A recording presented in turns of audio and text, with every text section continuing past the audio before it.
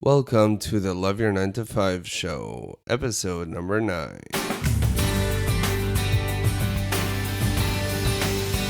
Caution, you will begin to love your 9 to 5 with this show. Join us as we explore and discover your unique strengths and learn to apply them to your daily business activities with your host, Shmuel Septimus.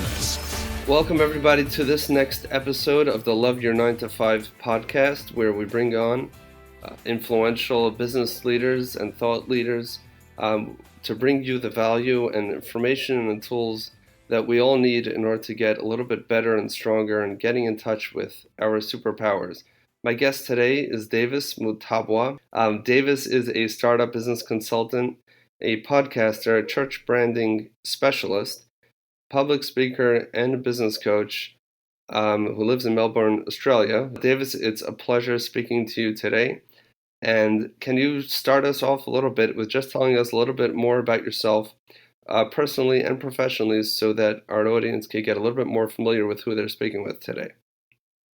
Hey, thanks, Shmuel, for having me on the show. I'm so excited, and it's an honor to have you here. This just speaks to the power of networking and the power of LinkedIn. So we just connected over LinkedIn, and we got chatting, and here we are. So you're a great example of what can be done through social media.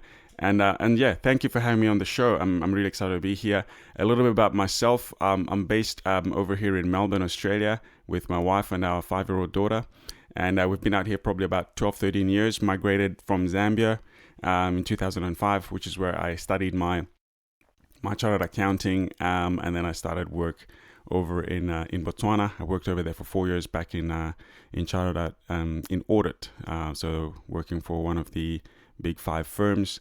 And yeah, it's been purely doing lots of accounting work, lots of auditing, sitting in lots of boardrooms with small to medium-sized clients, just advising them on how they can grow their businesses, advising them on how they can control their financials and make sure that everything is being done with the right governance levels.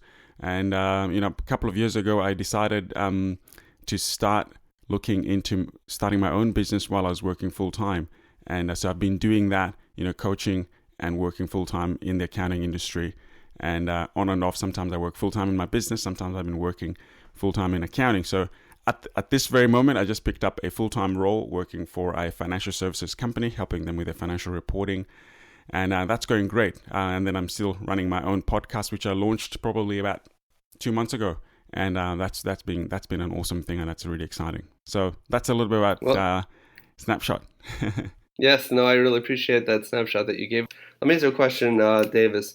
I know that you were definitely very involved in the corporate world, and at a point you started working on the side, by yourself and moving into starting your own business. What was the push that made you decide that you wanted to move out of the corporate world and into starting your own business?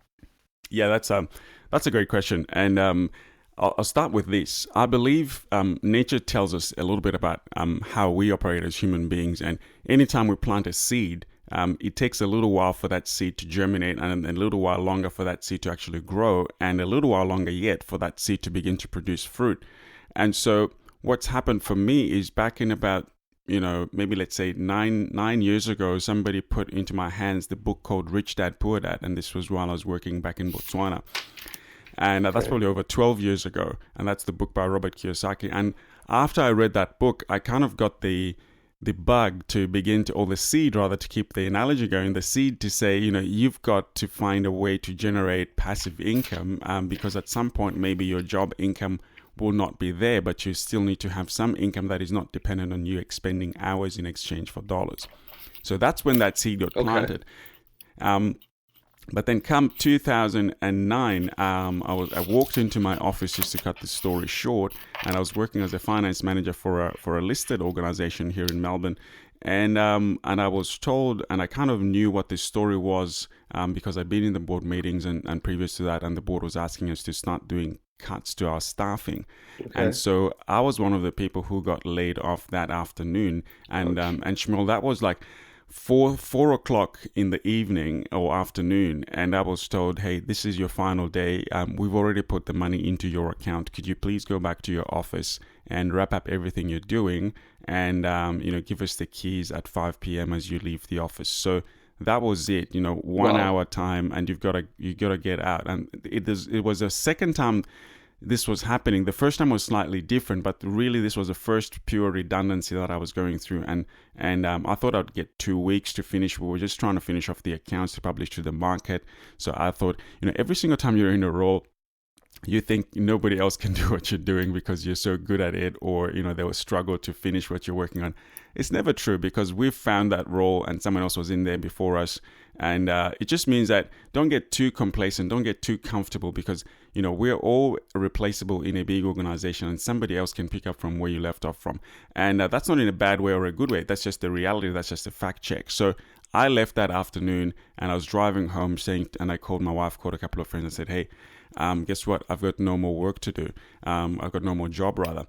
And that's what kind of shook me up. Now, thankfully, before that, we had already started preparing ourselves, and I had invested in a couple of real estate courses. So that threw me into working full time in our own real estate company, doing shared accommodation for international students around the university areas.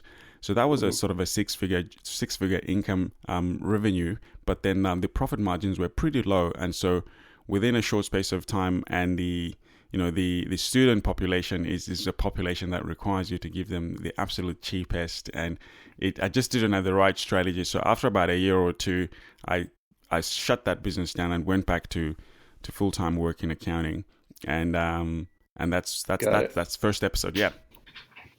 Okay. So basically, if I could sum that up, it basically seems like that you were kind of inspired by the book, and you also wanted that security of not being able to trade your time for dollars, and you could actually have a business that kind of makes money based on the work that you put in initially.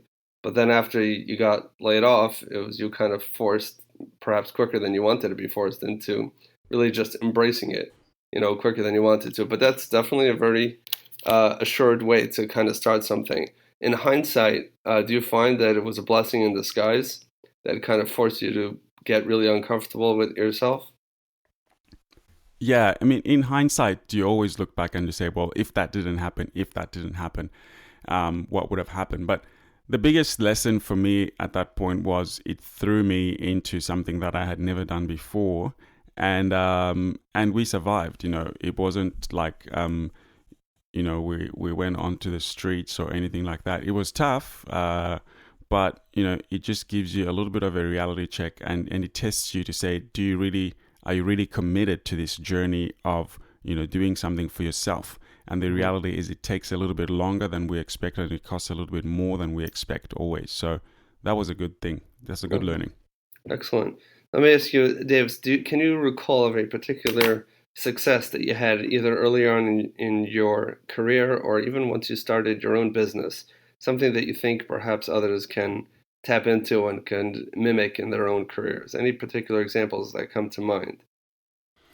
Yeah, so I'll bring that right up to a more recent situation where I worked full-time for GE Capital, or General Electric, their financing division, for about 6 years. The company got shut down, and I went through another big redundancy with lots of other people, and that was probably about 2 years ago, maybe 18 months ago. And that's when I really kicked back into saying, right, I need to launch something that I can run on the side of my consulting, I can run on the side of my coaching, I can run on the side of any full-time role that comes back up on my radar. So that's when I really buckled down and started doing the pre-launch for my podcast.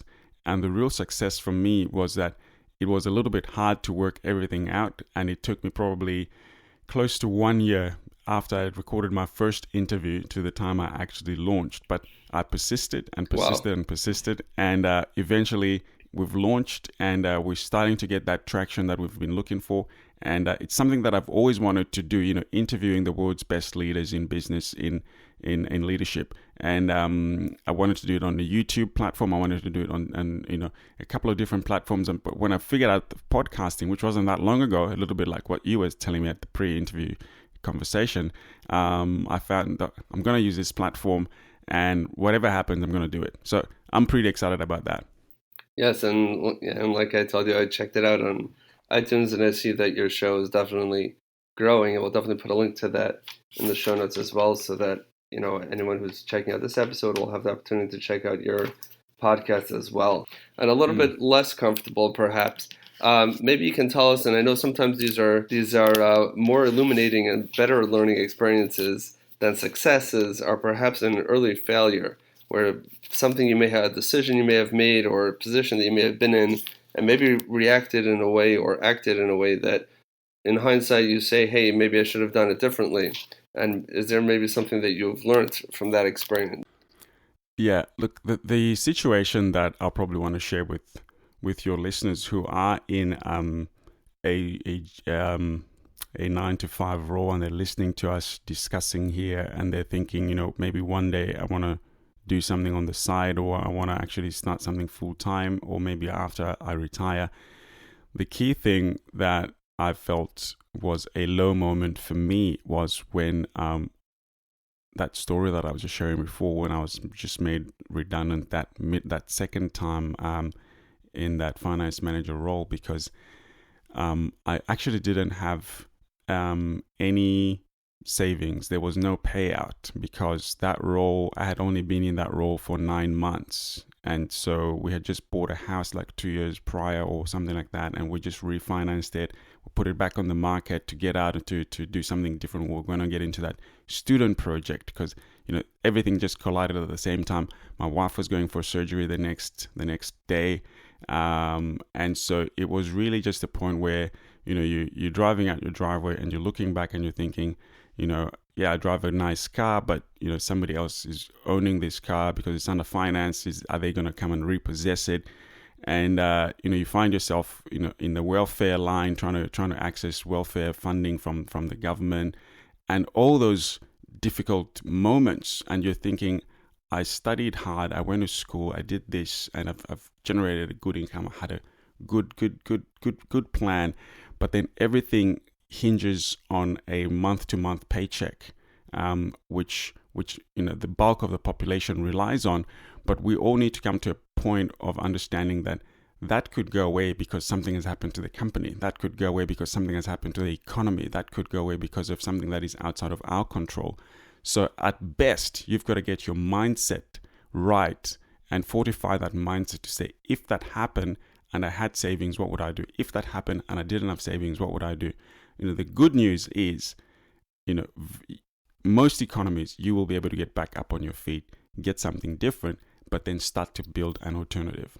Nice, nice. So, from what I understand from that, it sounds like there was a level of complacency that if this is the way it is now, this is the way it's going to stay, and nobody expects the tremendous financial upheaval, of 2008, 2009, where there were many layoffs from very talented, experienced executives on very high levels, and the first time I was told that everybody's replaceable. I'm like, no, not everybody's replaceable. No one can do this as good as I can. But then I found out, like you did, through a different experience, but that, yeah, I can move on to a different company. I can move on to a different position. The next person will come in and may do things a little bit differently and perhaps won't know all the systems that I put in place, but they'll do things their way and the job will get done.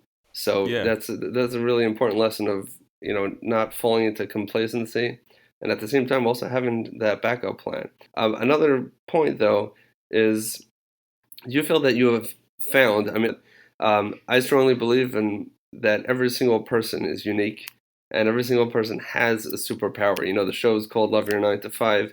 It doesn't mean that everyone has to be an hourly employee. It just means that whatever you're doing and using your time doing, make sure it's something that fits with who you are uniquely, and not just fits, that that you have the opportunity to express your unique, special powers. And I'm not saying that everybody is Superman, but everybody's got something. So you clearly have come in touch, definitely at some level, with your unique skills and your passions, and have the opportunity to express them in some of the ways that we discussed. Mm.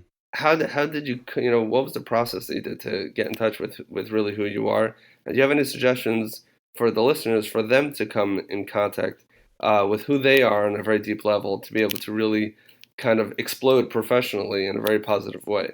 Yeah, well, thanks for that. I mean, what I've found is it does take time, and I'm still going through that process myself to work out really, what am I absolutely on fire about constantly that I can continue to do, even in difficult moments. And it's interesting because I actually lead a music team as part of our local church network here in Melbourne, and just last Saturday, we were having a meeting throughout the whole day because we're preparing for a pretty big concert coming up. So we're pretty excited about that. But my Nice. wife was all. You really do quite a variety of things, I must say. Your Yeah. finance and your coaching and your podcasting, you got your music going on the side. Good for you. So full schedule, man, full schedule. Yeah. So all those things. So I was pulling out the whiteboard and looking for all the whiteboard markers. And as I was doing that, I just felt it in my gut to say, wow, I feel like I'm going to run a workshop or a training session. And I got just that little bit of an excitement. And I was having this conversation in my head that say, you really do love standing up and training and writing on the whiteboard. And that's something that I didn't know I loved, but it's come over time as people have asked me to speak during my professional career to train maybe junior graduates in how to audit a school or things like that. And then over time, I've been asked to speak in front of the church, in front of our music teams, and then I've run my own workshops. And so my point is, it's evolved over time, and the different opportunities come up. And once you execute on it, you get the feedback, and people come up to you and say, hey, I like the way you teach that. I've heard that concept taught before, but I've never really heard it from that perspective. I like the way you do this. I like the way that, when I make an error, you're able to coach me back into the right way, or people who are working in my team will come up and say, you're a better coach than other managers that I've worked for in this organization or in other organizations. So you start to pick up on those things, and it takes a little bit of time, but above all, it's personal development, reading and having people to mentor you and having, accountability to different people. Well, excellent. So you really just gave us a lot of valuable information right there. I mean, I pulled out of that the way that you really just listened when people say things. Davis, you're really good at teaching.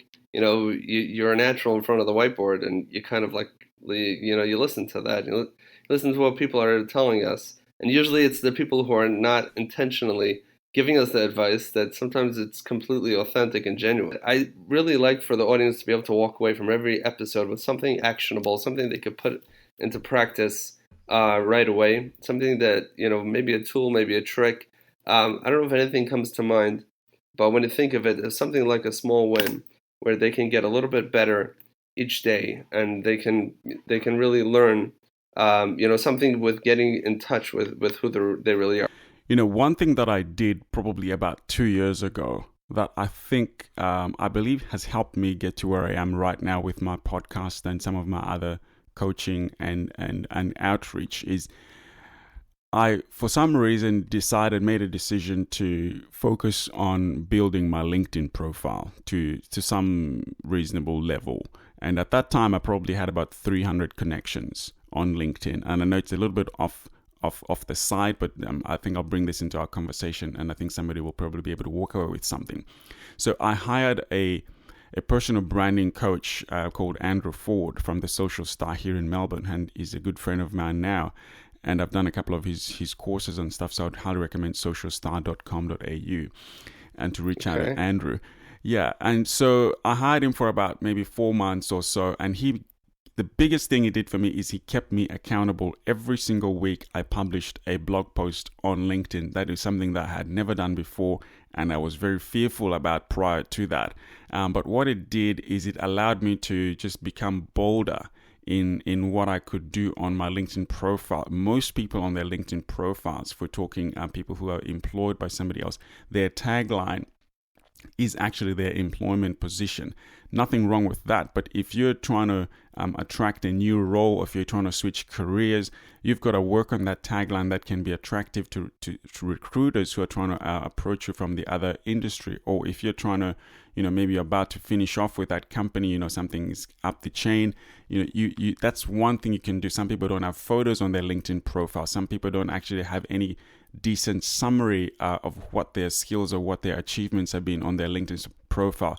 So this is one strategy that is easy to execute for somebody listening today and say, Davis, what can I walk away from this conversation? I've invested half an hour of my time listening to you two guys have a chat, but you go away and execute on this, and you're going to begin to see dividends from it, because people pay attention to LinkedIn. LinkedIn is ranked very high by Google. It's indexed really high. It's got a high page ranking, and if you actually get the vanity URL in LinkedIn, which is linkedin.com/Davis Mutabwa, for instance, that actually anytime somebody searches your name on Google, you probably that profile will rank number one, unless you've got your own blog site. You want to do that, and then you want to start approaching people. Optimize your LinkedIn profile by filling out your essentially your resume, but summarizing it in a nicer way without highlighting I did this, but in a nice summarized high level way.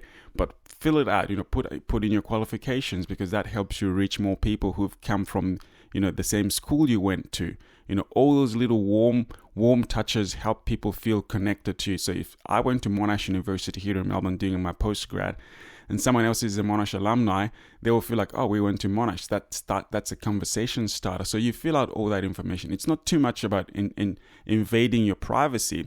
It's just about getting on with networking. You would tell somebody that if you met them in person. So why wouldn't you tell them if you're trying to network with them online? So bottom line, I grew my network from about 300 connections to close to 5,000 connections right now on LinkedIn. Now, for some people, that's nothing, but for me, it allowed me to receive inbound requests like this podcast, case in point, because I believe my LinkedIn profile is a strong profile, and it allows people like yourself, Shmuel, to be able to look at it and say, well, this dude maybe have something to offer. And being able to pick up consulting engagements, because people will go to your LinkedIn profile and see that you're legit, you're genuine, and you've worked in some places where maybe their friends have worked, or whatever the case might be. So a couple of key things, if I just summarize that, make sure you've got a strong profile photo for LinkedIn. Make sure you've got a strong tagline that kind of encompasses a couple of your key strengths. So for me, you heard when Shmuel was talking about, I'm a podcaster, I'm a church branding strategist, I'm a dynamic chartered accountant, and I'm a startup consultant. Those are some of my taglines that are on my LinkedIn profile. And then you have a good summary, run through all the roles that have been important in your career, essentially complete your profile, even your social interests. So you will see on my LinkedIn profile, my music is on there, my church work is on there, because some of the people will connect with me because they've had a history working with the youth in the church or something similar, in charity organizations. So all of those things, you never know which one will open the door for you to your next interview, to your next business project, business opportunity. So that's my takeaway. I hope that's of value to somebody. That is awesome. I was tempted to interrupt you so many times there, but it really, for the audience's sake, I kept my mouth shut. But that really was extremely valuable. Now I know what you've done is over the top for your LinkedIn profile. I'm actually looking at it right now. It's not the first time I've seen it,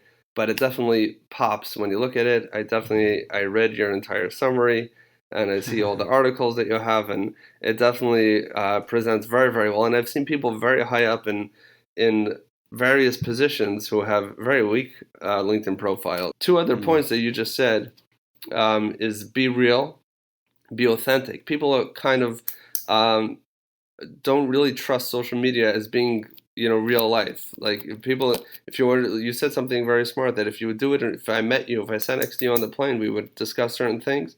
So you could put that on your LinkedIn profile. That's who you really are. There's so much opportunity, to kind of explain who you are. I wouldn't even say bragging rights or showing off a little bit, but just, people should be able to have that conversation just by reading your profile. It should be the first 5 minutes of any conversation had you met them in a train station, on a plane, or any other place. The other thing you mentioned is be bold, in a professional way, but it's okay. You have things to say. So if I want to summarize your 1 minute takeaway, is really for anyone who's listening, can focus specifically on LinkedIn, and to try to grow those connections, and all of your connections you have other connections. Find the college that you went to, find the company that you work for now or the company that you used to work for, and really start building that connection, and really great things can happen.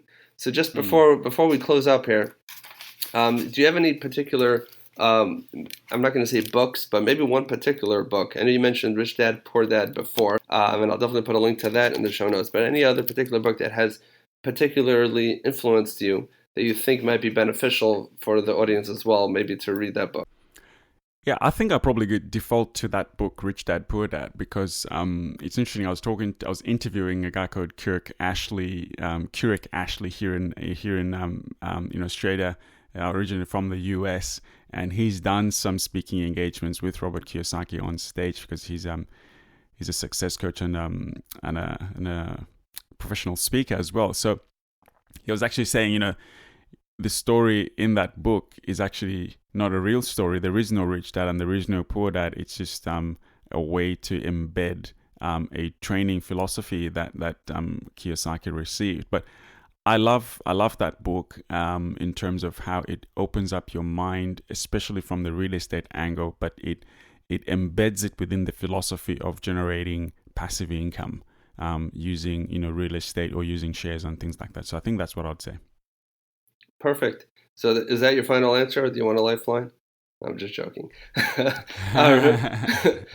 Rich Dad, honestly, I have not read that book, and I definitely will. And I definitely appreciate it, and I hope that the audience will appreciate that as well. If anyone wants to get in touch with you, what is the best way? Obviously, your LinkedIn profile, Davis Mutabwa on LinkedIn. They could definitely search for that. But how else would it be?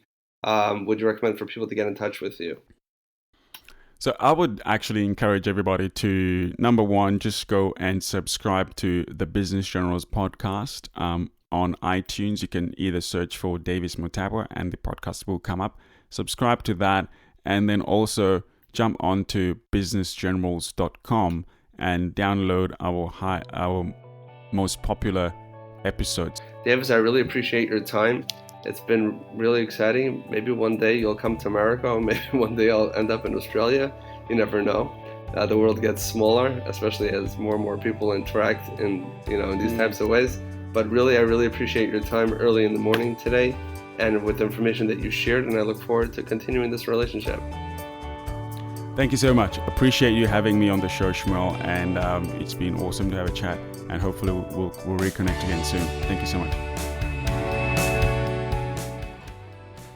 In summing this all up, I think we can really all learn from Davis how to deal with our professional challenges. Davis was let go from a great job and immediately set out on another career, first in real estate, and then he started his very own podcast. When the going is tough, we just need to look into ourselves and to see how we can innovate even further. As always, if you've enjoyed this episode and have grown professionally from this, do me this little favor: subscribe on iTunes and leave me a nice review. This will help others learn and discover about this show too. I look forward to joining you again next week, and until then, look into yourself, find your inner self, accept it, be proud of it, and learn how to express it.